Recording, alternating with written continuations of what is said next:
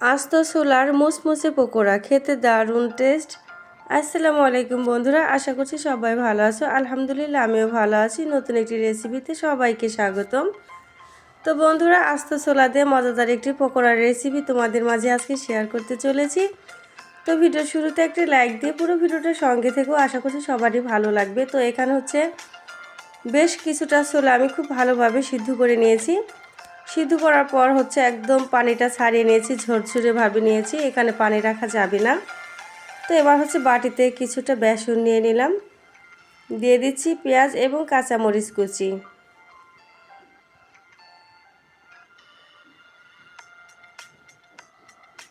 দিয়ে দিচ্ছি কুচানো আদা এবং রসুন। এতে করে খুবই ভালো লাগবে, ফ্লেভারটা খুবই সুন্দর আসবে।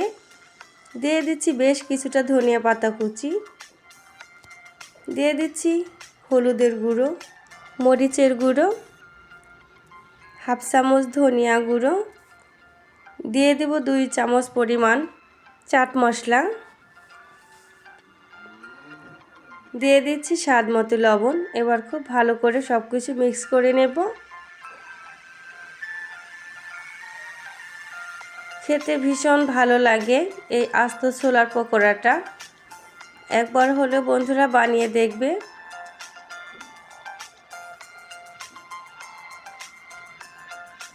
এবার পানি দিয়ে ভালো করে মিশিয়ে একটা পাতলা ধরনের ব্যাটার তৈরি করে নেব। যে সকল নতুন বন্ধুরা ভিডিওটি দেখছো, যদি ভিডিওর কোনো অংশ ভালো লেগে থাকে তাহলে চ্যানেলটাকে সাবস্ক্রাইব করে পাশে থাকা বেল আইকনটি অন করে নেবে। আমি যখনই নতুন নতুন ভিডিও আপলোড করব তোমাদের কাছে নোটিফিকেশনটা চলে যাবে।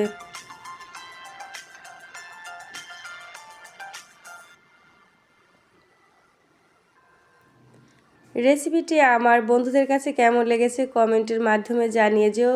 ভিডিও কিংবা ভয়েসের মাঝে ভুল হলে ক্ষমা দৃষ্টিতে দেখো।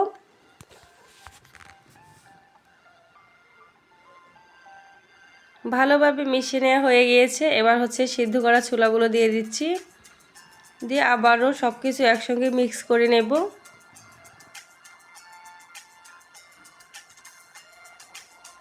তবে বন্ধুরা এইটার হচ্ছে বেটারটা একটু নরম করে নিতে হবে, মানে পাতলা করতে হবে, ঘনত্ব করলে হবে না। তো পাতলা টাইপের বেটার করলে হচ্ছে ছোলাটা একদম মুসমুসে হবে, খেতে ভালো লাগবে।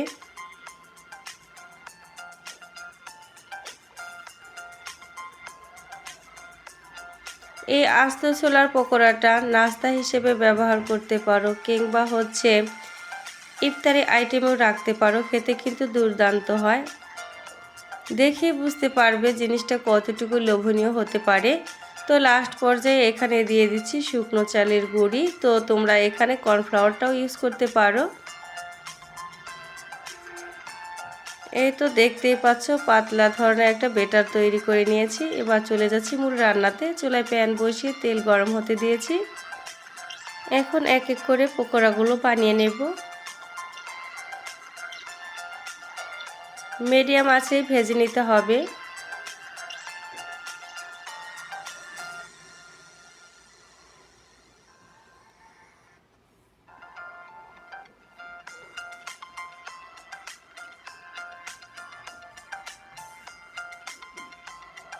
রেসিপিটি তোমাদের কার কাছে কেমন লেগেছে বন্ধুরা জানাতে একদমই ভুলো না।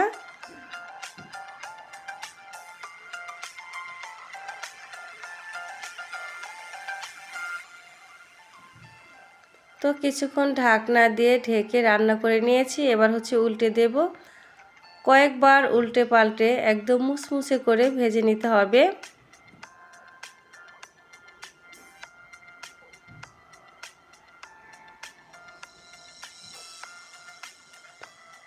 অবশ্যই বন্ধুরা মিডিয়াম আঁচেই ভেজে নিতে হবে।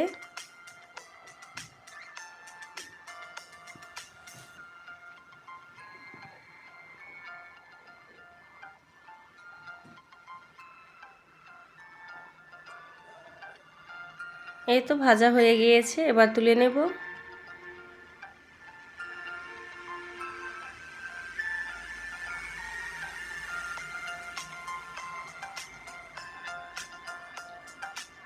আমি চেষ্টা করে যাচ্ছি সব সময় তোমাদের মাঝে নতুন নতুন ভিডিও উপহার দেওয়ার জন্য। জানি না আমার ভিডিওগুলো তোমাদের কাছে কতটুকু ভালো লাগে, তবে তোমাদের সুন্দর সুন্দর কমেন্ট পাই, যেগুলো পেয়ে প্রত্যেকটা সময় ভিডিও বানাতে আমি অনেক বেশি উৎসাহিত হই। তো এক এক করে সবগুলো পকোড়া বানানো হয়ে গিয়েছে। দেখো কতটা লোভনীয় লাগছে। আমার কাছে তো ভীষণ ভালো লেগেছে, আশা করছি তোমাদেরও ভালো লাগবে। অবশ্যই অবশ্যই একবার হলেও ট্রাই করে দেখবে। তো একদম মুসমুসে পকোড়াটা হয়, খেতে সত্যি বলছি বন্ধুরা ভীষণ ভালো লাগে। তো আজকের মতো বন্ধুরা ভিডিও থেকে বিদায় নিচ্ছি। তোমাদের সঙ্গে দেখা হবে, কথা হবে কোনো এক নতুন ভিডিওর মাধ্যমে। সে পর্যন্ত সবাই ভালো থেকো, সুস্থ থেকো। আল্লাহ হাফেজ।